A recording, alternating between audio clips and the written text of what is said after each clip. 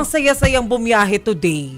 Ay, oo. Walang traffic. Saan ka galing? Sa bahay. Kasi nga natulog lang ako. Ako galing BGC. 15 minutes. Wow. So, okay yun. Okay yun. Ako naman hindi ako nahirapan maghanap ng parking. Oh, that's sa natuwa ko. nice. Pero alam natin na hindi yan ang katotohanan. Dito lang yan sa area nating tatlo.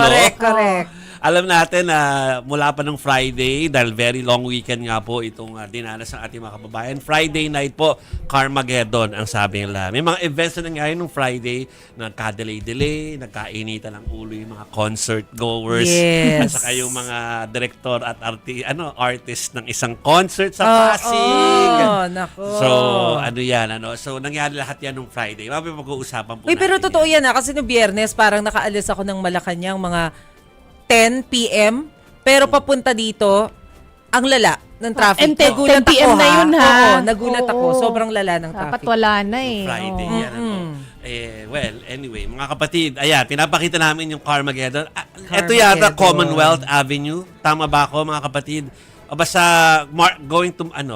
Cainta going to Marcos Highway. Yeah. Ay, Merry Christmas talaga. Ito ba yung may vehicular accident na So, ikaw kasi mga kalikukan na papunta ng Marikina, Oo, Maricel. Pero sila, oo. diretso pa to Antipolo. Medyo Yun lang. ganyan ang Kasi sitwasyon. Marcos Highway pa Ganyan, pala. ang lala. Oo. 3 to 4 hours stuck in traffic. Karamihan ng mga nabasa ko po nung Friday. Nakikiisa kami sa hopefully po, si Alvin Maanyo nagsubmit ng isang photo dyan. Hello, Alvin. Hopefully po, kayo'y at least after that very stressful drive home or commute home, kayo nakapag Saturday and Sunday ng matibasay. Although kahapon daw traffic nga rin ng bongga daw po. Sunday? sa area na to?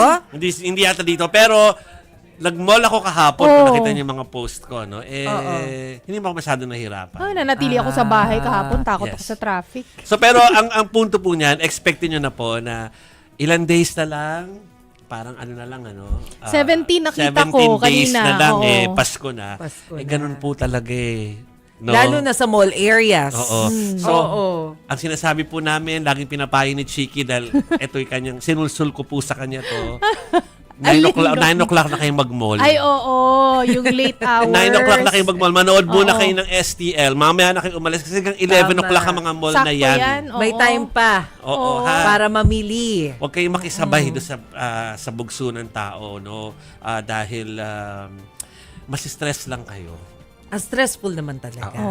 Hindi naman mauubos yung mga tinda. Oo. Totoo naman At saka I din. wonder kung gaano kahirap mag-book ng mga TNVS. Medyo mahirap. Usually mabilis, di ba? Usually kapag kayo parang suki ka na, mabilis Oo.